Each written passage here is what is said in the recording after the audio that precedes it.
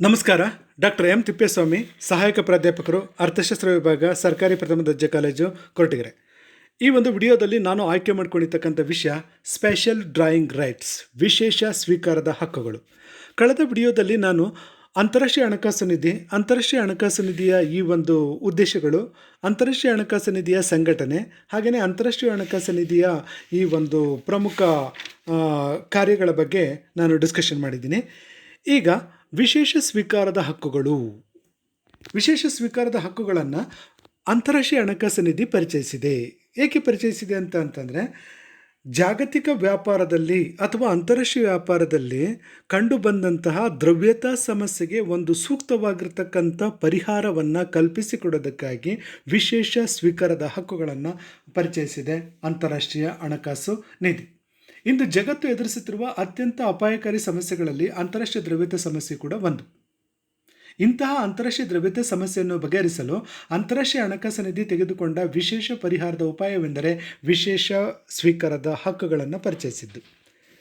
ಇಲ್ಲಿ ಅಂತಾರಾಷ್ಟ್ರೀಯ ಈ ಒಂದು ದ್ರವ್ಯತಾ ಸಮಸ್ಯೆಗೆ ಪರಿಹಾರವನ್ನು ಕಲ್ಪಿಸಿಕೊಡೋದಕ್ಕಾಗಿ ಅಂತಾರಾಷ್ಟ್ರೀಯ ಹಣಕಾಸು ನಿಧಿ ಪರಿಚಯಿಸಿರ್ತಕ್ಕಂಥ ಒಂದು ಸ್ಪೆಷಲ್ ಇಶ್ಯೂ ಅಂತಾರೆ, that is called special drawing rights. ಈ ಅಂತಾರಾಷ್ಟ್ರೀಯ ದ್ರವ್ಯತೆ ಅಂದರೆ ಏನು? ಜಾಗತಿಕ ವ್ಯಾಪಾರದಲ್ಲಿ ವಿನಿಮಯ ಮಾಧ್ಯಮವಾಗಿ ಬಳಕೆ ಮಾಡ್ತಕ್ಕಂಥ ಈ ಒಂದು ದ್ರವ್ಯತೆ ಏನು ಅಂತಂತಂದರೆ, ಅಂತಾರಾಷ್ಟ್ರೀಯ ಈ ಒಂದು ದ್ರವ್ಯತೆ ಅಂತಂದರೆ ಕೇಂದ್ರ ಬ್ಯಾಂಕು ಹೊಂದಿರುವ ಚಿನ್ನದ ಪ್ರಮಾಣ, ಕೇಂದ್ರ ಬ್ಯಾಂಕು ಹೊಂದಿರುವ ವಿದೇಶಿ ಕರೆನ್ಸಿ ಪ್ರಮಾಣ, ಹಾಗೆಯೇ ಅಂತಾರಾಷ್ಟ್ರೀಯ ಹಣಕಾಸು ನಿಧಿಯಲ್ಲಿ ಲಭ್ಯವಿರತಕ್ಕಂಥ ಸೌಲಭ್ಯಗಳನ್ನು ಇಂಟರ್ನ್ಯಾಷನಲ್ ಲಿಕ್ವಿಡಿಟಿ ಅಸೆಟ್ ಅಂತ ಕರಿತೀವಿ, ಅಂತಾರಾಷ್ಟ್ರೀಯ ದ್ರವ್ಯತಾ ನಿಧಿ ಅಂತ ಕರಿತೀವಿ. ಈ ಅಂತಾರಾಷ್ಟ್ರೀಯ ದ್ರವ್ಯತಾ ನಿಧಿ ಅಥವಾ ಅಂತಾರಾಷ್ಟ್ರೀಯ ದ್ರವ್ಯತಾ ಸಮಸ್ಯೆಯನ್ನು ಬಗೆಹರಿಸಿಕೊಳ್ಳೋದಕ್ಕಾಗಿ ಅಂತಾರಾಷ್ಟ್ರೀಯ ಹಣಕಾಸು ನಿಧಿ ಪರಿಚಯಿಸಿರ್ತಕ್ಕಂಥ ಒಂದು ವಿಶೇಷ ಉಪಾಯ ಅಂತಂದರೆ ಅದು ವಿಶೇಷ ಸ್ವೀಕಾರದ ಹಕ್ಕುಗಳು. Special drawing rights SDRs have been allotted to members in the wake of the global financial crisis. ಈ ಅಂತಾರಾಷ್ಟ್ರೀಯ ದ್ರವ್ಯತಾ ಸಮಸ್ಯೆಗೆ ಕಾರಣಗಳು ಏನು? ಯಾವ ಕಾರಣಗಳಿಂದಾಗಿ ಅಂತಾರಾಷ್ಟ್ರೀಯ ದ್ರವ್ಯತಾ ಸಮಸ್ಯೆ ಹುಟ್ಕೊಂಡಿದೆ? ಒಂದು, ಹೆಚ್ಚಿದ ವ್ಯಾಪಾರ ಮತ್ತು ವ್ಯವಹಾರ. ಜಾಗತಿಕ ಮಟ್ಟದಲ್ಲಿ ಅಂತಾರಾಷ್ಟ್ರೀಯ ವ್ಯಾಪಾರ ದಿನೇ ದಿನೇ ಹೆಚ್ಚಾಗ್ತಾ ಇದೆ. ಆ ಒಂದು ವ್ಯಾಪಾರ ವ್ಯವಹಾರ ಚಟುವಟಿಕೆಗಳಿಗೆ ಬಹಳ ದೊಡ್ಡ ಪ್ರಮಾಣದ ವಿದೇಶಿ ಹಣದ ಅವಶ್ಯಕತೆ ಇದೆ. ಆದರೆ ವಿದೇಶಿ ಹಣ ಸಾಕಷ್ಟು ಪ್ರಮಾಣದಲ್ಲಿ ಲಭ್ಯವಿಲ್ಲದೆ ಈ ಒಂದು ದ್ರವ್ಯತಾ ಸಮಸ್ಯೆ ಹುಟ್ಕೊಳ್ಳೋದಕ್ಕೆ ಕಾರಣ ಆಗಿದೆ. ವ್ಯಾಪಾರ ವ್ಯವಹಾರಗಳು ಪ್ರಗತಿಪರವಾಗಿ ಹೆಚ್ಚಾಗ್ತಿದ್ದಾವೆ, ಆದರೆ ಆ ಒಂದು ವ್ಯಾಪಾರ ವ್ಯವಹಾರಗಳಿಗೆ ದೊಡ್ಡ ಪ್ರಮಾಣದ ವಿನಿಮಯ ಮಾಧ್ಯಮವಾಗಿ ಬಳಕೆ ಮಾಡ್ತಕ್ಕಂಥ ಈ ಒಂದು ದೊಡ್ಡ ಪ್ರಮಾಣದ ವಿದೇಶಿ ವಿನಿಮಯದ ಅವಶ್ಯಕತೆ ಉಂಟಾಗಿದೆ. ಈ ಒಂದು ಅವಶ್ಯಕತೆಯಿಂದಾಗಿ ಅಂತಾರಾಷ್ಟ್ರೀಯ ದ್ರವ್ಯತಾ ಸಮಸ್ಯೆ ಇರ್ತಕ್ಕಂಥದ್ದು ಹುಟ್ಕೊಂಡಿದೆ. ಇನ್ನು ಎರಡನೇದೇನಪ್ಪ ಅಂದರೆ, ಜಗತ್ತಿನಾದ್ಯಂತ ಈ ಒಂದು ಚಿನ್ನದ ಉತ್ಪಾದನೆ ಪ್ರಮಾಣ ಕಡಿಮೆ ಆಗಿದೆ. ಚಿನ್ನ ಅಂತಕ್ಕಂಥದ್ದು ಅಂತಾರಾಷ್ಟ್ರೀಯ ಈ ಒಂದು ದ್ರವ್ಯತೆಯಲ್ಲಿ ಪ್ರಮುಖವಾಗಿರ್ತಕ್ಕಂಥ ಪಾತ್ರವನ್ನು ವಹಿಸ್ತದೆ. It is one of the very important liquidity asset in international trade.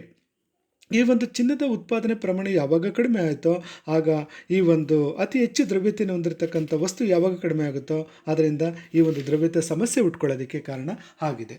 Increasing the international trade as well as decreasing the gold production. ಹಾಗೆಯೇ ಹೆಚ್ಚಳವಾಗದ ಕರೆನ್ಸಿ ಪೂರೈಕೆ. ಈ ಒಂದು ಕರೆನ್ಸಿ ಪೂರೈಕೆ ಹೆಚ್ಚಾಗಿಲ್ಲ. ಯಾವ ಕರೆನ್ಸಿ ಪೂರೈಕೆ ಹೆಚ್ಚಾಗಿಲ್ಲ? ಅಂತಾರಾಷ್ಟ್ರೀಯ ವ್ಯಾಪಾರ ವ್ಯವಹಾರ ಹೆಚ್ಚುತ್ತಾ ಹೋದಂತೆಲ್ಲ ಜಗತ್ತಿನ ವಿವಿಧ ದೇಶಗಳ ಪ್ರಮುಖ ಕರೆನ್ಸಿಗಳಾಗಿರ್ತಕ್ಕಂಥವು ಯಾವುವು? ಅಮೆರಿಕನ್ ಡಾಲರ್, ಇಂಗ್ಲೆಂಡಿನ ಪೌಂಡ್ ಸ್ಟೆರ್ಲಿಂಗು, ಫ್ರಾನ್ಸಿನ ಫ್ರಾಂಕು, ಜರ್ಮನಿಯ ಮಾರ್ಕು, ಈ ಥರ ಕರೆನ್ಸಿಗಳ ಈ ಒಂದು ಬೇಡಿಕೆ ಹೆಚ್ಚಾಯಿತು. ಯಾವಾಗ ಇಂಟರ್ನ್ಯಾಷನಲ್ ಟ್ರೇಡ್ ಹೆಚ್ಚಾಗುತ್ತೋ ಆಗ ಅಂತಾರಾಷ್ಟ್ರೀಯ ಮಟ್ಟದ ಡಾಮಿನೆಂಟ್ ಕರೆನ್ಸಿಗಳ ಈ ಒಂದು ಬೇಡಿಕೆ ಅಂತಕ್ಕಂಥದ್ದು ಹೆಚ್ಚಾಯಿತು. ಆದರೆ ಆ ಒಂದು ಡಾಮಿನೆಂಟ್ ಕರೆನ್ಸಿಗಳ ಪೂರೈಕೆ ಮಾತ್ರ ಹೆಚ್ಚಾಗಲಿಲ್ಲ. ಯಾವಾಗ ಪೂರೈಕೆ ಹೆಚ್ಚಾಗಲಿಲ್ಲೋ ಬೇಡಿಕೆ ಮಾತ್ರ ಹೆಚ್ಚಾಯಿತು. ಇದರಿಂದ ಈ ಒಂದು ಅಂತಾರಾಷ್ಟ್ರೀಯ ದ್ರವ್ಯತೆ ಸಮಸ್ಯೆ ಅಂತಕ್ಕಂಥದ್ದು ಹುಟ್ಕೊಳ್ಳೋದಕ್ಕೆ ಕಾರಣ ಆಗಿದೆ ಅಂತಲೇ ಹೇಳ್ಬೋದು. ಇನ್ನು ಭಾರಿ ಪ್ರಮಾಣದಷ್ಟು ಆಮದುಗಳು. ಯಾಕೆ ಭಾರಿ ಪ್ರಮಾಣದಷ್ಟು ಆಮದುಗಳು ಉಂಟಾದಂತಾರೆ? ಅಭಿವೃದ್ಧಿಶೀಲ ದೇಶಗಳಲ್ಲಿ ಅಭಿವೃದ್ಧಿ ಚಟುವಟಿಕೆಗಳನ್ನು ದೊಡ್ಡ ಪ್ರಮಾಣದಲ್ಲಿ ಹಮ್ಮಿಕೊಳ್ಳೋದಕ್ಕಾಗಿ ಆ ರಾಷ್ಟ್ರಗಳು ಏನು ಮಾಡಿದವು? ಬೇರೆ ಬೇರೆ ದೇಶಗಳಿಂದ ಬಂಡವಾಳ ಸರಕುಗಳನ್ನು, ಯಂತ್ರೋಪಕರಣಗಳನ್ನು, ಸಲಕರಣೆಗಳನ್ನು ಆಮದು ಮಾಡ್ಕೊಳ್ಳೋದಕ್ಕೆ ಪ್ರಯತ್ನಗಳು ನಡೆದವು. ಆದರೆ ಆ ಆಮದುಗಳಿಗಾಗಿ ಸಾಕಷ್ಟು ಪ್ರಮಾಣದಲ್ಲಿ ವಿದೇಶಿ ಹಣದ ಪೂರೈಕೆಯ ಅವಶ್ಯಕತೆ ಇತ್ತು. ಯಾಕೆಂದರೆ ಆ ಸರಕುಗಳನ್ನು ಆಮದು ಮಾಡಿಕೊಂಡಾಗ ಅದಕ್ಕೆ ಪಾವತಿ ಮಾಡೋದಕ್ಕಾಗಿ ವಿದೇಶಿ ಹಣದ ಅವಶ್ಯಕತೆ ಉಂಟಾಯಿತು. ಆದರೆ ವಿದೇಶಿ ಹಣದ ಪೂರೈಕೆ ಅಷ್ಟು ದೊಡ್ಡ ಪ್ರಮಾಣದಲ್ಲಿ ಹೆಚ್ಚಾಗಲಿಲ್ಲ. ಇದರಿಂದ ಜಾಗತಿಕ ಮಟ್ಟದಲ್ಲಿ ಈ ಒಂದು ದ್ರವ್ಯತಾ ಸಮಸ್ಯೆ ಅಂತಕ್ಕಂಥದ್ದು ಬಿಗಡಾಯಿಸೋದಕ್ಕೆ ಕಾರಣ ಆಗಿದೆ. ಇವೆಲ್ಲವಕ್ಕಿಂತ ಮುಖ್ಯವಾಗಿ ಜಾಗತಿಕ ಮಟ್ಟದಲ್ಲಿ ತೈಲ ಬಿಕ್ಕಟ್ಟು ಅಂತಂದರೆ ಪೆಟ್ರೋಲಿಯಂ ಉತ್ಪನ್ನಗಳನ್ನು ಉತ್ಪಾದನೆ ಮಾಡ್ತಕ್ಕಂಥ ರಾಷ್ಟ್ರಗಳು ಪೆಟ್ರೋಲಿಯಂ ಉತ್ಪನ್ನಗಳ ಬೆಲೆಗಳನ್ನು ನಿರಂತರವಾಗಿ ಏರಿಸ್ತಿರ್ತಕ್ಕಂಥ ಒಂದು ಪರಿಸ್ಥಿತಿಯಿಂದ ಜಾಗತಿಕ ಮಟ್ಟದಲ್ಲಿ ಅಸ್ತಿತ್ವಕ್ಕೆ ಬಂದಂಥ ಒಂದು ಸಮಸ್ಯೆ ಅಂತಾರೆ, ಅದು ತೈಲ ಬಿಕ್ಕಟ್ಟು ಅಂತ ನಾವು ಹೇಳ್ತೀವಿ. ಸೊ ಈ ಒಂದು ತೈಲ ಬಿಕ್ಕಟ್ಟಿನಿಂದ ಬೆಲೆಗಳು ಏರಿಕೆಯಾದಾಗ ಆ ಒಂದು ತೈಲವನ್ನು ಆಮದು ಮಾಡ್ಕೊಳ್ತಕ್ಕಂಥ ರಾಷ್ಟ್ರಗಳು ತೈಲವನ್ನು ಯಾವ ರಾಷ್ಟ್ರಗಳಿಂದ ಆಮದು ಮಾಡ್ಕೊಳುತ್ತೋ ಅದಕ್ಕೆ ಹಣವನ್ನು ಪಾವತಿ ಮಾಡೋದಕ್ಕಾಗಿ ಅಂತಾರಾಷ್ಟ್ರೀಯ ದ್ರವ್ಯತೆ ಅವಶ್ಯಕತೆ ಉಂಟಾಯಿತು. ಆದರೆ ಈ ಒಂದು ಅಂತಾರಾಷ್ಟ್ರೀಯ ದ್ರವ್ಯತೆ ಅಗತ್ಯಕ್ಕೆ ತಕ್ಕಂತೆ ಪೂರೈಕೆ ಆಗಲಿಲ್ಲ. ಇದರಿಂದ ಏನಾಯಿತು ಅಂತಾರೆ, ಈ ಒಂದು ದ್ರವ್ಯತೆ ಸಮಸ್ಯೆ ಅಂತಕ್ಕಂಥದ್ದು ಹುಟ್ಕೊಳ್ಳೋದಕ್ಕೆ ಕಾರಣ ಆಗಿದೆ. ಸೊ ಈ ಒಂದು ಅಂತಾರಾಷ್ಟ್ರೀಯ ದ್ರವ್ಯತಾ ಸಮಸ್ಯೆಯನ್ನು ಬಗೆಹರಿಸೋದಕ್ಕಾಗಿಯೇ ವಿಶ್ವ ಬ್ಯಾಂಕು ಪರಿಚಯಿಸಿರ್ತಕ್ಕಂಥ ಒಂದು ಸ್ಪೆಷಲ್ ಇಶ್ಯೂ ಅಂತಂದರೆ that is called special drawing rights. ಈ ಒಂದು ವಿಶೇಷ ಸ್ವೀಕಾರದ ಹಕ್ಕುಗಳು ಅಂತಂದರೆ ಅಂತಾರಾಷ್ಟ್ರೀಯ ಹಣಕಾಸು ನಿಧಿಯ ಖಾತೆಯಲ್ಲಿ ಒಂದು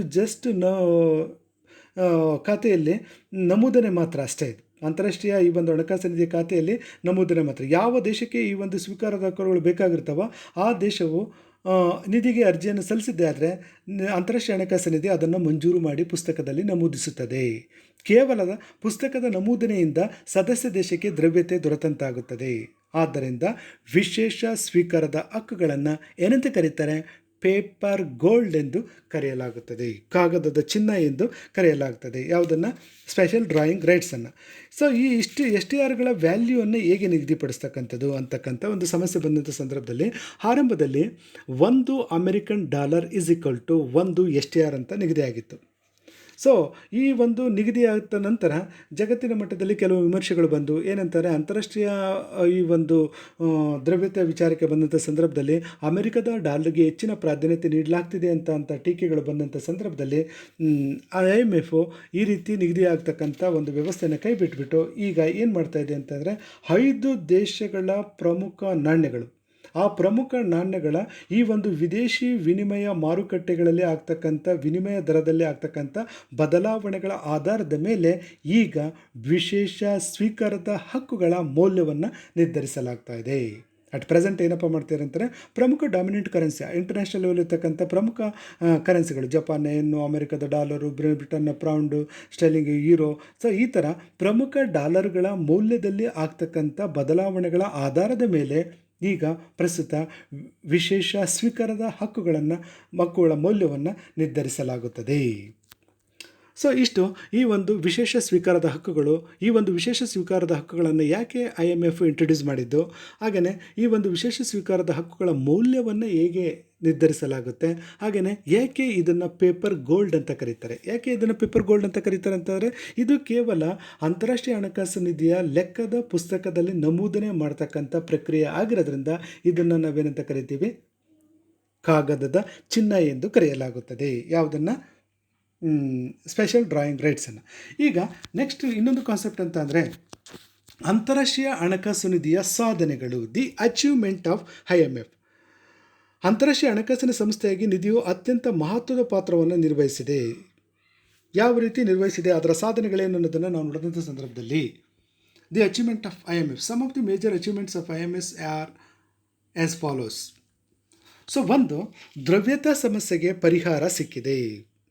ಅಂತಾರಾಷ್ಟ್ರೀಯ ದ್ರವ್ಯತಾ ಸಮಸ್ಯೆಯನ್ನು ನಿವಾರಿಸಲು ಅಂತಾರಾಷ್ಟ್ರೀಯ ಹಣಕಾಸು ನಿಧಿ ಅನೇಕ ಕಾರ್ಯಕ್ರಮಗಳನ್ನು ಜಾರಿಗೆ ಬಂದಿದೆ. ಅಂತಾರಾಷ್ಟ್ರೀಯ ದ್ರವ್ಯತಾ ಸಮಸ್ಯೆಗೆ ಒಂದು ಪರಿಹಾರವನ್ನು ಕಲ್ಪಿಸಿಕೊಡೋದಕ್ಕಾಗಿ IMF ಕೆಲವೊಂದು ಕ್ರಮಗಳನ್ನು ಕೈಗೊಂಡಿದೆ. ಆ ಕ್ರಮಗಳೇನಂತಾರೆ, ವಿಶೇಷ ಸ್ವೀಕಾರದ ಹಕ್ಕುಗಳನ್ನು ಪರಿಚಯಿಸಿದೆ. ಏನಕ್ಕಾಗಿ? ದ್ರವ್ಯತಾ ಸಮಸ್ಯೆಗೆ ಒಂದು ಪರಿಹಾರವನ್ನು ಕಲ್ಪಿಸಿಕೊಡೋದಕ್ಕಾಗಿ. ಹಾಗೆಯೇ ಭರವಸೆ ಸಾಲಗಳನ್ನು ನೀಡಿದೆ. IMF introduce the special drawing rights to solve the international liquidity problem. ಅಂತಾರಾಷ್ಟ್ರೀಯ ದ್ರವ್ಯತಾ ಸಮಸ್ಯೆಗೆ ಒಂದು ಪರಿಹಾರವನ್ನು ಕಲ್ಪಿಸಿಕೊಡೋದಕ್ಕಾಗಿ IMF ಪರಿಚಯಿಸಿರ್ತಕ್ಕಂಥ ಒಂದು ಇಶ್ಯೂ ಅಂತಾರೆ, that is called special drawing right. ಈ ಒಂದು ವಿಶೇಷ ಸ್ವೀಕಾರದ ಹಕ್ಕುಗಳನ್ನು ಪರಿಚಯಿಸೋದ್ರಿಂದ ಈ ಜಾಗತಿಕ ಮಟ್ಟದಲ್ಲಿ ಪಾರ್ಟಿಕ್ಯುಲರ್ಗೆ ಅಂತಾರಾಷ್ಟ್ರೀಯ ವ್ಯಾಪಾರದಲ್ಲಿ ದ್ರವ್ಯತಾ ಸಮಸ್ಯೆಗೆ ಸ್ವಲ್ಪ ಮಟ್ಟಿಗಾದರೂ ಪರಿಹಾರ ಸಿಕ್ಕಿದೆ ಅಂತಲೇ ಹೇಳ್ಬೋದು. ಇದು ಒಂದು ಅಚೀವ್ಮೆಂಟ್. ಇನ್ನು ಎರಡನೇ ಅಚೀವ್ಮೆಂಟ್ ಅಂತ ಅಂದರೆ ವಿನಿಮಯ ದರದಲ್ಲಿ ಸ್ಥಿರತೆಯನ್ನು ಸಾಧಿಸಲಾಗಿದೆ. ವಿನಿಮಯ ದರದಲ್ಲಿ ಸ್ಥಿರತೆಯನ್ನು ಕಾಪಾಡಲು ಅಂತಾರಾಷ್ಟ್ರೀಯ ಹಣಕಾಸು ನಿಧಿ ಭಾಳಷ್ಟು ಪ್ರಯತ್ನ ಪಟ್ಟಿದೆ. ನಿಧಿ ಒಪ್ಪಿಗೆ ಪಡೆಯದೆ ಸದಸ್ಯ ದೇಶಗಳು ವಿನಿಮಯ ದರದಲ್ಲಿ ಏರಿಳಿತಗಳನ್ನು ಮಾಡಬಾರದೆಂಬ ಆದೇಶವಿರುವುದರಿಂದ ಸ್ವಲ್ಪ ಮಟ್ಟಿಗಾದರೂ ಈ ಒಂದು ವಿನಿಮಯ ದರದಲ್ಲಿ ಸ್ಥಿರತೆಯನ್ನು ಸಾಧಿಸುವಲ್ಲಿ IMF ಸಕ್ಸಸ್ ಆಗಿದೆ ಅಂತಲೇ ಹೇಳ್ಬೋದು. IMF started with the determination of for value of the currencies of different countries in terms of gold R the US$. ಇನ್ನೊಂದು ಅಚೀವ್ಮೆಂಟು ಅಂತಾರಾಷ್ಟ್ರೀಯ ವ್ಯಾಪಾರಕ್ಕೆ ಸಂಬಂಧಪಟ್ಟಿರ್ತಕ್ಕಂಥ ಇನ್ನೊಂದು ಅಚೀವ್ಮೆಂಟ್ ಅಂತಾರೆ ವ್ಯಾಪಾರದ ವಿಸ್ತರಣೆಯಾಗಿದೆ. ಸದಸ್ಯ ದೇಶಗಳ ನಡುವೆ ಅನಿರ್ಬಂಧಿತ ವ್ಯಾಪಾರ ವ್ಯವಹಾರಗಳಿಗೆ ಸೂಕ್ತ ವಾತಾವರಣ ನಿರ್ಮಿಸುವುದರ ಮುಖಾಂತರ ನಿಧಿಯು ಅಂತಾರಾಷ್ಟ್ರೀಯ ವ್ಯಾಪಾರ ವೃದ್ಧಿಯಾಗಲು ಕಾರಣ ಆಗಿದೆ. IMF has contribute in several ways to the enlargement of global trade. It has created facilities for the members country for expansion of international trade. ಅಂದರೆ ಅಂತಾರಾಷ್ಟ್ರೀಯ ವ್ಯಾಪಾರ ವಿಸ್ತರಣೆಗಾಗಿ ಸದಸ್ಯ ರಾಷ್ಟ್ರಗಳ ನಡುವೆ ಅನಿರ್ಬಂಧಿತ ವ್ಯಾಪಾರ ವ್ಯವಹಾರಗಳಿಗೆ ಸೂಕ್ತವಾಗಿರ್ತಕ್ಕಂಥ ವಾತಾವರಣ ನಿರ್ಮಿಸುವುದರ ಮುಖಾಂತರ ನಿಧಿಯು ಅಂತಾರಾಷ್ಟ್ರೀಯ ವ್ಯಾಪಾರ ವೃದ್ಧಿಯಾಗಲು ಕಾರಣ ಆಗಿದೆ. ಅಂದರೆ ವ್ಯಾಪಾರದಲ್ಲಿರ್ತಕ್ಕಂಥ ತೊಡಕುಗಳನ್ನು ನಿವಾರಿಸಿ ಆ ಮುಖಾಂತರ ಜಾಗತಿಕ ಮಟ್ಟದಲ್ಲಿ ವ್ಯಾಪಾರ ವಿಸ್ತರಣೆ ಆಗೋದಕ್ಕೆ ತನ್ನದೇ ಆಗಿರತಕ್ಕಂಥ ಕೊಡುಗೆಯನ್ನು ನೀಡಿದೆ ಅಂತ ಅಂದ್ಬಿಟ್ಟು ಹೇಳ್ಬೋದು. ಸೊ ಇನ್ನೊಂದು ಏನಪ್ಪ ಅಂದರೆ ಪಾವತಿ ಶಿಲ್ಕಿನ ಸಮಸ್ಯೆ ನಿವಾರಣೆ ಆಗ್ತಾ ಇದೆ. ಪಾವತಿ ಶಿಲ್ಕಿನ ಸಮಸ್ಯೆ ನಿವಾರಣೆ ಆಗಿದೆ. ಯಾವ ರಾಷ್ಟ್ರಗಳು ಅಂದರೆ ಸದಸ್ಯ ರಾಷ್ಟ್ರಗಳು ಪ್ರತಿಕೂಲವಾಗಿರ್ತಕ್ಕಂಥ ಪಾವತಿ ಶಿಲ್ಕಿನ ಪರಿಸ್ಥಿತಿಯನ್ನು ಎದುರಿಸಿದವೋ ಆ ಪ್ರತಿಕೂಲವಾಗಿರ್ತಕ್ಕಂಥ ಪಾವತಿ ಶಿಲ್ಕಿನ ಸಮಸ್ಯೆಯನ್ನು ಎದುರಿಸಿರ್ತಕ್ಕಂಥ ರಾಷ್ಟ್ರಗಳಿಗೆ ಅಲ್ಪಾವಧಿ ಸಾಲಗಳನ್ನು ನೀಡೋದ್ರ ಮುಖಾಂತರ ಈ ಒಂದು ನಿಧಿ ಈ ಒಂದು ಪಾವತಿ ಶಿಲ್ಕಿನ ಸಮಸ್ಯೆಗೆ ತಾತ್ಕಾಲಿಕವಾಗಿರ್ತಕ್ಕಂಥ ಪರಿಹಾರೋಪಾಯಗಳನ್ನು ಕಲ್ಪಿಸಿ ಕೊಟ್ಟಿದೆ. ಈ ಒಂದು ಪರಿಹಾರವನ್ನು ಕಲ್ಪಿಸಿಕೊಡೋದ್ರ ಮುಖಾಂತರ ಆ ದೇಶಗಳು ಎದುರಿಸಿರ್ತಕ್ಕಂಥ ಈ ಒಂದು ಪ್ರತಿಕೂಲವಾಗಿರ್ತಕ್ಕಂಥ ಪಾವತಿ ಶಿಲ್ಕಿನ ಪರಿಸ್ಥಿತಿಯನ್ನು ನಿವಾರಣೆ ಮಾಡುವಲ್ಲಿ ಯಶಸ್ವಿಯಾಗಿದೆ ಅಂತಲೇ ಹೇಳ್ಬೋದು. IMF gives short term loans to its members so that they may correct their balance of payments disequilibrium. Next ಇನ್ನೊಂದು ಅಚೀವ್ಮೆಂಟ್ ಅಂದರೆ ಆರ್ಥಿಕ ಅಭಿವೃದ್ಧಿಗೆ ಪ್ರಚೋದನೆ ನೀಡಿದೆ. IMF ಸದಸ್ಯ ರಾಷ್ಟ್ರಗಳಿಗೆ ಆರ್ಥಿಕ ಸ್ಥಿರತೆಯನ್ನು ಕಾಪಾಡಲು ನೆರವಾಗುವುದರ ಮೂಲಕ ಈ ದೇಶಗಳಿಗೆ ಆರ್ಥಿಕ ಅಭಿವೃದ್ಧಿಗೆ ಪ್ರಚೋದನೆಯನ್ನು ನೀಡಿದೆ. ಅಂದರೆ ಆರ್ಥಿಕ ಸ್ಥಿರತೆಯನ್ನು ಕಾಪಾಡೋದಕ್ಕಾಗಿ ಹಲವಾರು ಕಾರ್ಯಕ್ರಮಗಳನ್ನು ಹಾಕ್ಕೊಂಡು ಆ ಮುಖಾಂತರ ಈ ಒಂದು ದೇಶಗಳಲ್ಲಿ ಆರ್ಥಿಕ ಅಭಿವೃದ್ಧಿಗೆ ಪ್ರಚೋದನೆಯನ್ನು ನೀಡಿದೆ. ಇದು ಒಂದು ಅಚೀವ್ಮೆಂಟ್ ಅಂತಲೇ ಹೇಳ್ಬೋದು. The IMF has rendered assistance to the poor countries in the economic development. ಅಂದರೆ ಅಭಿವೃದ್ಧಿಶೀಲ ದೇಶಗಳಿಗೆ ಸಾಕಷ್ಟು ಹಣಕಾಸು ನೆರವನ್ನು ಕಲ್ಪಿಸಿಕೊಟ್ಟು ಆ ಮುಖಾಂತರ ಆ ರಾಷ್ಟ್ರಗಳ ಆರ್ಥಿಕ ವ್ಯವಸ್ಥೆಯಲ್ಲಿ ಆರ್ಥಿಕ ಅಭಿವೃದ್ಧಿಗೆ ಪ್ರಚೋದನೆಯನ್ನು ನೀಡಿ ಆ ಮುಖಾಂತರ ಆ ಒಂದು ರಾಷ್ಟ್ರಗಳ ಬೆಳವಣಿಗೆಗೆ ಕಾರಣ ಆಗಿದೆ ಅಂತಲೇ ಹೇಳ್ಬೋದು. ಇದು ಒಂದು achievement. So another achievement we called it as IMF provides N excellent forum for discussion on various monetary, physical, financial trade, exchange problems and international payment problems. ಇದು ಒಂದು ಅಂತಾರಾಷ್ಟ್ರೀಯ ಹಣಕಾಸು ನಿಧಿಯು ಅಂತಾರಾಷ್ಟ್ರೀಯ ಆರ್ಥಿಕ ಮತ್ತು ಹಣಕಾಸಿನ ಸಮಸ್ಯೆಗಳ ಬಗ್ಗೆ ಚರ್ಚೆ ಮತ್ತು ಅವುಗಳ ನಿವಾರಣೆಗೆ ಅತ್ಯುತ್ತಮವಾದ ವೇದಿಕೆಯಾಗಿ ಕಾರ್ಯನಿರ್ವಹಿಸ್ತಾ ಇದೆ. ಅತ್ಯುತ್ತಮವಾಗಿರ್ತಕ್ಕಂಥ ಉಪಯುಕ್ತ ವೇದಿಕೆಯಾಗಿ ಅದು ಪ್ರಸ್ತುತ ಕಾರ್ಯನಿರ್ವಹಿಸ್ತಾ ಇದೆ. ಹಣಕಾಸಿನ ನಿಧಿಯು ಅಂತಾರಾಷ್ಟ್ರೀಯ ಆರ್ಥಿಕ ಮತ್ತು ಹಣಕಾಸಿನ ಸಮಸ್ಯೆಗಳ ಬಗ್ಗೆ ಚರ್ಚೆ ಮತ್ತು ಅವುಗಳ ನಿವಾರಣೆಗೆ ಅತ್ಯುತ್ತಮವಾಗಿರ್ತಕ್ಕಂಥ ವೇದಿಕೆಯಾಗಿ ಕಾರ್ಯನಿರ್ವಹಿಸ್ತಾ ಇದೆ. ಏನು ಸದಸ್ಯ ರಾಷ್ಟ್ರಗಳಲ್ಲಿ ಆರ್ಥಿಕ ವಿಚಾರಗಳ ಬಗ್ಗೆ, ಹಣಕಾಸಿನ ವಿಚಾರಗಳ ಬಗ್ಗೆ ದ್ವಂದ್ವಗಳು ಉಂಟಾದಂಥ ಸಂದರ್ಭದಲ್ಲಿ ಪರಸ್ಪರ ಮಾತುಕತೆ ಮುಖಾಂತರ, ಚರ್ಚೆಯ ಮುಖಾಂತರ ಅವುಗಳನ್ನು ನಿವಾರಣೆಗೆ ಮಾಡೋದಕ್ಕೆ ಒಂದು ಅತ್ಯುತ್ತಮವಾಗಿರ್ತಕ್ಕಂಥ ವೇದಿಕೆಯಾಗಿ IMF ಕಾರ್ಯನಿರ್ವಹಿಸ್ತಿದೆ ಅಂತಲೇ ಹೇಳ್ಬೋದು. ಇದು ಒಂದು ಅಚೀವ್ಮೆಂಟ್. ಸೊ ಇದುವರೆಗೂ ನಾವು ಅಚೀವ್ಮೆಂಟ್ ಬಗ್ಗೆ ತಿಳ್ಕೊಂಡ್ವಿ. ಈಗ ಅಂತಾರಾಷ್ಟ್ರೀಯ ಹಣಕಾಸು ನಿಧಿಯ ವೈಫಲ್ಯಗಳು. ಅಂತಾರಾಷ್ಟ್ರೀಯ ಹಣಕಾಸು ನಿಧಿಯ ವೈಫಲ್ಯಗಳು ಯಾವುವು? ಅಂತಾರಾಷ್ಟ್ರೀಯ ಹಣಕಾಸು ನಿಧಿಯ ವೈಫಲ್ಯಗಳು. ಅಂತಾರಾಷ್ಟ್ರೀಯ ಹಣಕಾಸು ನಿಧಿ ಸಾಧನೆಗಳು ಗಣನೀಯವಾಗಿದ್ದರೂ ಕೂಡ ಅದು ಕೆಲವು ಪ್ರಮುಖ ವೈಫಲ್ಯತೆಗಳನ್ನು ಹೊಂದಿದೆ ಅಂತ ಅಂದ್ಬಿಟ್ಟು ಅದನ್ನು ಟೀಕೆ ಮಾಡಲಾಗಿದೆ. ಏನು ಟೀಕೆ ಮಾಡಲಾಗಿದೆ ಅಂತಾರೆ? ನಿಧಿಯು ಅನವಶ್ಯಕವಾಗಿರ್ತಕ್ಕಂಥ ಷರತ್ತುಗಳನ್ನು ವಿಧಿಸುತ್ತಿದೆ.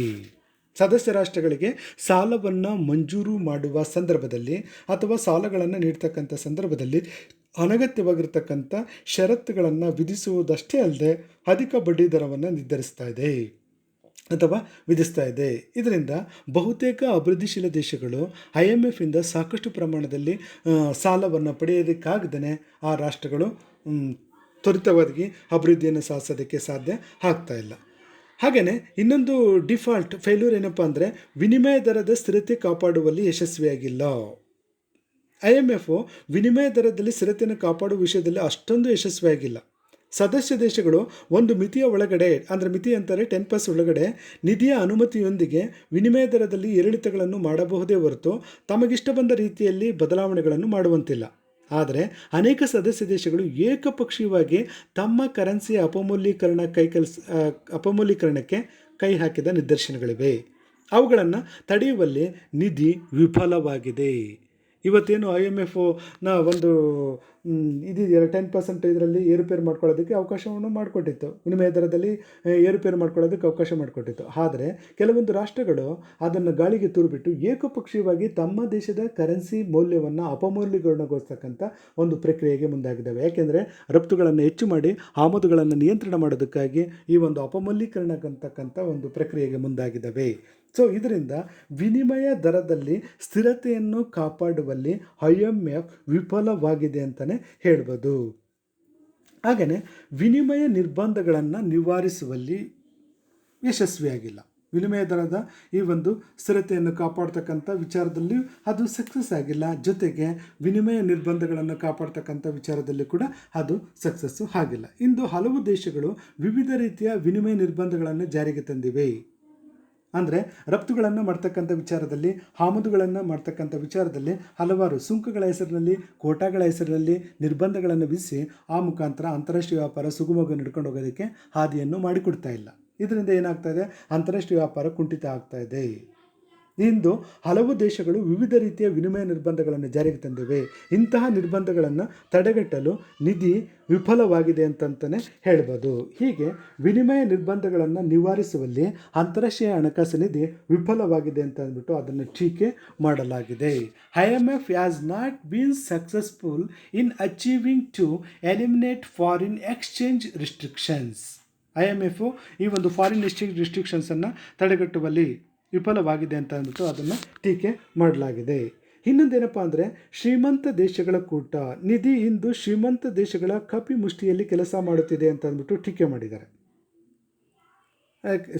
ಶ್ರೀಮಂತ ರಾಷ್ಟ್ರಗಳ ಕಪಿಮುಷ್ಟಿಯಲ್ಲಿ ಕೆಲಸ ಮಾಡ್ತಿದೆ ಅಂತ ಟೀಕೆ ಮಾಡಲಾಗಿದೆ. ಇದು ಹಿಂದುಳಿದ ದೇಶಗಳಿಗೆ ತಾರತಮ್ಯ ನೀತಿಯನ್ನು ಅನುಸರಿಸುತ್ತಿದೆ. ನಿಧಿಯ ಸದಸ್ಯ ದೇಶಗಳು ಹೆಚ್ಚಿನ ಸಂಖ್ಯೆಯಲ್ಲಿ ಹಿಂದುಳಿದ ದೇಶಗಳೇ ಆಗುವುದರಿಂದ ಅದು ಶ್ರೀಮಂತ ದೇಶಗಳ, ಅದರಲ್ಲೂ ಮುಖ್ಯವಾಗಿ ಅಮೆರಿಕದ ಪರವಾಗಿ ಕಾರ್ಯನಿರ್ವಹಿಸುತ್ತಿದೆ ಅಂತ ಅಂದ್ಬಿಟ್ಟು ಅದರ ಕಾರ್ಯವೈಖರಿಯನ್ನು ಟೀಕಿಸಲಾಗ್ತಾ ಇದೆ. ಹಾಗಾಗಿ ಇವತ್ತು ಅಂತಾರಾಷ್ಟ್ರೀಯ ಹಣಕಾಸು ನಿಧಿಯನ್ನು ರಿಚ್ ಕಂಟ್ರೀಸ್ ಕ್ಲಬ್, ಶ್ರೀಮಂತ ರಾಷ್ಟ್ರಗಳ ಕೂಟ ಎಂದಂದ್ಬಿಟ್ಟು ವಿಮರ್ಶಿಸಲಾಗುತ್ತಿದೆ. IMF has been criticized for its discriminatory policies against the developing countries and in favor of the developed country. ಇದು ಕೇವಲ ಮುಂದುವರೆದ ರಾಷ್ಟ್ರಗಳ ಪರವಾಗಿ ಕೆಲಸ ಮಾಡ್ತಿದೆಯೇ ಹೊರತು ಹಿಂದುಳಿದ ರಾಷ್ಟ್ರಗಳನ್ನು ಆರ್ಥಿಕವಾಗಿ ಸದೃಢಗೊಳಿಸ್ತಕ್ಕಂಥ ವಿಚಾರದಲ್ಲಿ ಸಕ್ರಿಯವಾಗಿ ಪಾಲ್ಗೊಳ್ತಾ ಇಲ್ಲ ಅಂತ ಅಂದ್ಬಿಟ್ಟು ಇದರ ಕಾರ್ಯವೈಖರಿಯನ್ನು ಟೀಕೆ ಮಾಡಲಾಗ್ತಾ ಇದೆ. ಸೊ ಇನ್ನೊಂದೇನಪ್ಪ ಅಂದರೆ ಸಂಪನ್ಮೂಲಗಳ ಕೊರತೆ. ನಿಧಿಯು ಪ್ರಾರಂಭದಿಂದಲೂ ಕೂಡ ಸಂಪನ್ಮೂಲಗಳ ಕೊರತೆ ಅನುಭವಿಸ್ತಾ ಇದೆ. ಇದರಿಂದಾಗಿ ಸದಸ್ಯ ರಾಷ್ಟ್ರಗಳಿಗೆ ಅಗತ್ಯಕ್ಕೆ ತಕ್ಕಂತೆ ಹಣಕಾಸಿನ ಸೌಲಭ್ಯಗಳನ್ನು ಕಲ್ಪಿಸಿಕೊಡುವ ವಿಚಾರದಲ್ಲಿ ಈ ಒಂದು IMF ವಿಫಲವಾಗಿದೆ ಅಂತ ಅಂದ್ಬಿಟ್ಟು ಅದನ್ನು ಟೀಕೆ ಮಾಡಲಾಗಿದೆ. ಹಣಕಾಸಿನ ನೆರವು ಅಗತ್ಯವಿರುವ ದೇಶಗಳಿಗೆ ನಿಧಿಯು ಸಂಪನ್ಮೂಲಗಳ ಕೊರತೆಯಿಂದಾಗಿ ಸಾಕಷ್ಟು ನೆರವನ್ನು ನೀಡೋಕ್ಕೆ ಸಾಧ್ಯ ಆಗ್ತಲ್ಲ. ಯಾಕೆಂತಂದರೆ ನಿಧಿಯ ಬಳಿ ಸಂಪನ್ಮೂಲಗಳ ಕೊರತೆ ಇದೆ. ವಂತಿಕೆ ರೂಪದಲ್ಲಿ ಮತ್ತು ಸಾಲಗಳನ್ನು ಎತ್ತುವುದರ ಮುಖಾಂತರ ನಿಧಿ ಏನು ಸಂಪನ್ಮೂಲಗಳನ್ನು ಕ್ರೋಢೀಕರಣ ಮಾಡ್ತಾ ಇದೆಯಲ್ಲ, ಆ ಒಂದು ಸಂಪನ್ಮೂಲ 190 ರಾಷ್ಟ್ರಗಳ ಸಾಲದ ಅಗತ್ಯತೆಗಳನ್ನು ವ್ಯವಸ್ಥಿತ ರೀತಿಯಲ್ಲಿ ಪೂರೈಕೆ ಮಾಡುವಲ್ಲಿ ವಿಫಲ ಆಗಿದೆ ಅಂತಲೇ ಹೇಳ್ಬೋದು. ಹೀಗಾಗಿ ಅಂತಾರಾಷ್ಟ್ರೀಯ ಹಣಕಾಸು ನಿಧಿ ಇವತ್ತು ಏನು ಜಾಗತಿಕ ಮಟ್ಟದಲ್ಲಿ ಅಂತಾರಾಷ್ಟ್ರೀಯ ವ್ಯಾಪಾರವನ್ನು ಅಭಿವೃದ್ಧಿಪಡಿಸೋದಕ್ಕಾಗಿ, ಹಾಗೆಯೇ ದ್ರವ್ಯತಾ ಸಮಸ್ಯೆಗೆ ಒಂದು ಸೂಕ್ತವಾಗಿರ್ತಕ್ಕಂಥ ಪರಿಹಾರೋಪಾಯವನ್ನು ಕಲ್ಪಿಸಿಕೊಡೋದಕ್ಕಾಗಿ, ಹಾಗೆಯೇ ಈ ಒಂದು ಸದಸ್ಯ ದೇಶಗಳ ಪರ್ಟಿಕ್ಯುಲರಿಗೆ ಅಭಿವೃದ್ಧಿಶೀಲ ದೇಶಗಳ ಪಾವತಿ ಶಿಲ್ಕಿನ ಅಸಮತೋಲನವನ್ನು ಹೋಗಲಾಡಿಸೋದಕ್ಕಾಗಿಯೇ ಅಸ್ತಿತ್ವಕ್ಕೆ ಬಂದಿರತಕ್ಕಂಥ ಇವತ್ತು IMF ಯಾವ ಸಮಸ್ಯೆಯನ್ನು ಗಂಭೀರವಾಗಿರ್ತಕ್ಕಂಥ ಸಮಸ್ಯೆಯನ್ನು ಎದುರಿಸ್ತಾ ಇದೆ ಅಂತಂದರೆ ಅದು ಈ ಒಂದು ಸಂಪನ್ಮೂಲದ ಕೊರತೆಯ ಸಮಸ್ಯೆಯನ್ನು ಎದುರಿಸ್ತಾ ಇದೆ. ಈ ಒಂದು ಸಂಪನ್ಮೂಲದ ಕೊರತೆಯಿಂದಾಗಿ ಸಾಕಷ್ಟು ಪ್ರಮಾಣದಲ್ಲಿ ಈ ಒಂದು ಅಭಿವೃದ್ಧಿಶೀಲ ದೇಶಗಳಿಗೆ ಹಣಕಾಸಿನ ನೆರವನ್ನು ಕಲ್ಪಿಸಿಕೊಡೋದಕ್ಕೆ ಸಾಧ್ಯ ಆಗ್ತಾ ಇಲ್ಲ. ಸೊ ಇನ್ನೊಂದು ಏನಪ್ಪ ಅಂದರೆ ಹಿಂದುಳಿದ ದೇಶಗಳನ್ನು ನಿರ್ಲಕ್ಷ್ಯ ಮಾಡಿದೆ. The policies and operations of the IMF are generally in favour of developed countries and against the poor countries. ಹಿಂದುಳಿದ ದೇಶಗಳನ್ನು ನಿರ್ಲಕ್ಷ್ಯ ಮಾಡಿದೆ. ನಿಧಿಯು ಸದಸ್ಯ ದೇಶಗಳಲ್ಲಿ ಹೆಚ್ಚಿನ ಸಂಖ್ಯೆಯ ದೇಶಗಳು ಹಿಂದುಳಿದ ದೇಶಗಳೇ ಆಗಿವೆ, ಆದರೂ ಅವುಗಳ ಹಿತಾಸಕ್ತಿ ರಕ್ಷಣೆಗೆ ಮುಂದಾಗಿಲ್ಲ. ಆ ಒಂದು ದೇಶಗಳನ್ನು ಅಭಿವೃದ್ಧಿಪಡಿಸ್ತಕ್ಕಂಥ ನಿಟ್ಟಿನಲ್ಲಿ ಪ್ರಾಮಾಣಿಕವಾಗಿರ್ತಕ್ಕಂಥ ಪ್ರಯತ್ನಗಳನ್ನು ಕೈಗೊಂಡಿಲ್ಲ. ಹಾಗಾಗಿ ನಿಧಿಯ ಕಾರ್ಯನಿರ್ವಹಣೆಯನ್ನು ದೂಷಿಸಲಾಗ್ತಾ ಇದೆ, ಅದರ ವೈಖರಿಯನ್ನು ವಿಮರ್ಶಿಸಲಾಗ್ತಾ ಇದೆ. ಸೊ ಹೀಗೆ IMF ಆ, ಹಲವಾರು ರೀತಿ ಕಾರ್ಯನಿರ್ವಹಿಸ್ತಾ ಇದೆ. ಅಂತಾರಾಷ್ಟ್ರೀಯ ದ್ರವ್ಯತೆ ಸಮಸ್ಯೆಗೆ ಒಂದು ಸೂಕ್ತವಾಗಿರ್ತಕ್ಕಂಥ ಪರಿಹಾರೋಪಾಯವನ್ನು ಕಲ್ಪಿಸಿಕೊಡೋದಕ್ಕಾಗಿ IMF ಇಂಟ್ರೊಡ್ಯೂಸ್ ಮಾಡಿರ್ತಕ್ಕಂಥ ಒಂದು ಸ್ಪೆಷಲ್ ಇಶ್ಯೂ ಅಂತಂದರೆ ಅದು ವಿಶೇಷ ಸ್ವೀಕಾರದ ಹಕ್ಕುಗಳು. ಈ ಒಂದು ವಿಶೇಷ ಸ್ವೀಕಾರದ ಹಕ್ಕುಗಳು ಅಂತಂದರೆ ಏನಂತಂದರೆ ಇದು ಕೇವಲ IMFನ ಲೆಕ್ಕದ ಪುಸ್ತಕದಲ್ಲಿ ನಮೂದಿಸ್ತಕ್ಕಂಥ ಒಂದು ಪ್ರಕ್ರಿಯೆ. ಯಾವ ದೇಶ ನಿಧಿಗೆ ಒಂದು ಅರ್ಜಿ ಸಲ್ಲಿಸಿದರೆ ಆದರೆ ಆ ಒಂದು ದೇಶದ ಹೆಸರಿನಲ್ಲಿ ಈ ಒಂದು ಲೆಕ್ಕದ ಪುಸ್ತಕದಲ್ಲಿ ನಮೂದನ್ನು ಮಾಡೋದ್ರ ಮುಖಾಂತರ STRಗಳನ್ನು ಮಂಜೂರು ಮಾಡಲಾಗುತ್ತದೆ. ಹಾಗಾಗಿ ಇದನ್ನು ಪೇಪರ್ ಗೋಲ್ಡ್ ಅಂತಲೇ ಕರೀತಾರೆ. ಹಾಗೆಯೇ ಈ ಒಂದು ನಿಧಿಯ ಅಂತಾರಾಷ್ಟ್ರೀಯ ಹಣಕಾಸು ನಿಧಿಯ ಸಾಧನಗಳ ಬಗ್ಗೆಯೂ ಕೂಡ ನಾವು ಸಾಕಷ್ಟು ವಿಚಾರಗಳನ್ನು ತಿಳ್ಕೊಂಡಿದ್ದೀವಿ. ನಿಧಿಯ ಸಾಧನಗಳು ದ್ರವ್ಯತೆ ಸಮಸ್ಯೆಗೆ ಒಂದು ಸೂಕ್ತವಾಗಿರ್ತಕ್ಕಂಥ ಪರಿಹಾರವನ್ನು ಕಲ್ಪಿಸಿಕೊಟ್ಟಿದೆ. ಏನಂತಂದರೆ to introduce the special drawing rights. ಹಾಗೆಯೇ ವಿನಿಮಯ ದರದಲ್ಲಿ ಸ್ವಲ್ಪ ಮಟ್ಟಿಗಾದರೂ ಸ್ಥಿರತೆಯನ್ನು ಕಾಪಾಡುವಲ್ಲಿ ಸಕ್ಸಸ್ ಆಗಿದೆ ಅಂತಲೇ ಹೇಳ್ಬೋದು. ವ್ಯಾಪಾರ ವಿಸ್ತರಣೆಯಲ್ಲಿ ಕೂಡ ತನ್ನದೇ ಆಗಿರ್ತಕ್ಕಂಥ ಪ್ರಭಾವವನ್ನು ಬೀರಿದೆ. ಹಾಗೆಯೇ ಪಾವತಿ ಶುಲ್ಕಿನ ಅಸಮತೋಲ ಸಮಸ್ಯೆಗೆ ಸೂಕ್ತವಾಗಿರ್ತಕ್ಕಂಥ ಪರಿಹಾರವನ್ನು ಕಲ್ಪಿಸಿಕೊಟ್ಟಿದೆ. ಆರ್ಥಿಕ ಅಭಿವೃದ್ಧಿಯ ಪ್ರಚೋದನೆಗಾಗಿ ಕೂಡ ತನ್ನದೇ ಆಗಿರ್ತಕ್ಕಂಥ ಒಂದು ಕಾರ್ಯಕ್ರಮಗಳನ್ನು ರೂಪಿಸಿದೆ. ಹೀಗೆ ಹಲವಾರು ರೀತಿಯ ಈ ಒಂದು ಸಾಧನೆಗಳನ್ನು ನಾವು ನೋಡ್ಬೋದು ಅಂತಾರಾಷ್ಟ್ರೀಯ ಈ ಒಂದು ಹಣಕಾಸು ನಿಧಿದು. ಅದೇ ರೀತಿ ನಿಧಿಯು ಕೂಡ ಕೆಲವೊಂದು ವೈಫಲ್ಯಗಳನ್ನು ಅವಲಂಬಿಸಿದೆ. ಅದರ ಕಾರ್ಯವೈಖರಿಯಲ್ಲಿ ಕೆಲವೊಂದು ಲೋಪದೋಷಗಳನ್ನು ಗುರುತಿಸಲಾಗಿದೆ. ಏನು, ಸಾಲವನ್ನು ಮಂಜೂರು ಮಾಡಬೇಕಾದ್ರೆ ನಿಧಿ ಅನವಶ್ಯಕವಾಗಿರ್ತಕ್ಕಂಥ ಷರತ್ತುಗಳನ್ನು ಹಾಕ್ತಾ ಇದೆ. ಹಾಗೆಯೇ ವಿನಿಮಯ ದರದಲ್ಲಿ ಸ್ಥಿರತೆ ಕಾಪಾಡುವಲ್ಲಿ 100% ಸಕ್ಸಸ್ ಆಗಿಲ್ಲ. ವಿನಿಮಯ ನಿರ್ಬಂಧಗಳನ್ನು ನಿವಾರಣೆ ಮಾಡ್ತಕ್ಕಂಥ ವಿಚಾರದಲ್ಲಿ ನಿಧಿ ವಿಫಲವಾಗಿದೆ. ಇದು ಕೇವಲ ಮುಂದುವರೆದ ರಾಷ್ಟ್ರಗಳ ವಿದೇಶಾಂಗ ನೀತಿಗೆ ತಕ್ಕಂತೆ ಕಾರ್ಯನಿರ್ವಹಿಸ್ತಾ ಇದೆ ಹೊರತು ಅಭಿವೃದ್ಧಿಶೀಲ ರಾಷ್ಟ್ರಗಳ ಪ್ರಗತಿಗೆ ಪೂರಕವಾಗಿ ಕಾರ್ಯನಿರ್ವಹಿಸ್ತಾ ಇಲ್ಲ. ಹಾಗಾಗಿ ಇದು ಶ್ರೀಮಂತ ದೇಶಗಳ ಕೂಟ ಅಂತ ಅಂದ್ಬಿಟ್ಟು ಇದನ್ನು ಟೀಕೆ ಮಾಡಿದ್ದಾರೆ. ಹಾಗೆಯೇ ನಿಧಿಯಲ್ಲಿ 190 ದೇಶಗಳು ಸದಸ್ಯತ್ವ ಪಡ್ಕೊಂಡಿದ್ದಾವೆ. ಆ ದೇಶಗಳಲ್ಲಿ ಭಾಳಷ್ಟು ದೇಶಗಳು ಅಭಿವೃದ್ಧಿಶೀಲ ದೇಶಗಳಾಗಿದ್ದಾವೆ. ಈ ಒಂದು ಅಭಿವೃದ್ಧಿಶೀಲ ದೇಶಗಳನ್ನು ಆರ್ಥಿಕವಾಗಿ ಸದೃಢಗೊಳಿಸೋದಕ್ಕೆ ಸಾಕಷ್ಟು ಈ ಒಂದು ಫೈನಾನ್ಷಿಯಲ್ ರಿಸೋರ್ಸಸ್ ಇಲ್ಲ. ಹೀಗಾಗಿ ಅದು ಸಾಲದ ಅಗತ್ಯತೆಗಳನ್ನು ಪೂರೈಸುವಲ್ಲಿ ಸಕ್ಸಸ್ ಆಗಿಲ್ಲ ಅಂತಲೇ ಹೇಳ್ಬೋದು. ಸೊ ಒಟ್ಟಾರೆ ಈ ಒಂದು IMF ಹಿಂದುಳಿದ ದೇಶಗಳನ್ನು ನಿರ್ಲಕ್ಷ್ಯ ಮಾಡಿದೆ ಅಂತ ಅಂದ್ಬಿಟ್ಟು ಇದರ ಕಾರ್ಯವೈಖರಿಯನ್ನು ಟೀಕೆ ಮಾಡಲಾಗಿದೆ. ಸೊ ಇಷ್ಟೆಲ್ಲ ವೈಫಲ್ಯಗಳ ನಡುವೆ ಕೂಡ ನಿಧಿ ಉತ್ತಮ ಸಾಧನೆಗಳನ್ನು ಮಾಡಿದೆ ಅಂತಲೇ ಹೇಳ್ಬೋದು. ಯಾಕೆಂದರೆ ಇವತ್ತು ಜಾಗತಿಕ ಮಟ್ಟದಲ್ಲಿ ಅಂತಾರಾಷ್ಟ್ರೀಯ ವ್ಯಾಪಾರವನ್ನು ಅಭಿವೃದ್ಧಿಪಡಿಸ್ತಕ್ಕಂಥ ನಿಟ್ಟಿನಲ್ಲಾಗಿರ್ಬೋದು, ಸದಸ್ಯ ರಾಷ್ಟ್ರಗಳ ಈ ಒಂದು ಪಾವತಿ ಶುಲ್ಕಿನ ಸಮಸ್ಯೆಗೆ ಒಂದು ಸೂಕ್ತವಾಗಿರ್ತಕ್ಕಂಥ ಪರಿಹಾರವನ್ನು ಕಲ್ಪಿಸಿಕೊಡೋದಾಗಿರ್ಬೋದು, ಅಂತಾರಾಷ್ಟ್ರೀಯ ದ್ರವ್ಯತೆ ಸಮಸ್ಯೆಗೆ ಸೂಕ್ತವಾಗಿರ್ತಕ್ಕಂಥ ಒಂದು ಪರಿಹಾರವನ್ನು ಕಲ್ಪಿಸಿಕೊಡ್ತಕ್ಕಂಥ ವಿಚಾರದಲ್ಲಾಗಿರ್ಬೋದು IMF ಯಶಸ್ವಿಯಾಗಿದೆ ಅಂತಲೇ ಹೇಳ್ಬೋದು. ಓಕೆ, ಧನ್ಯವಾದಗಳು.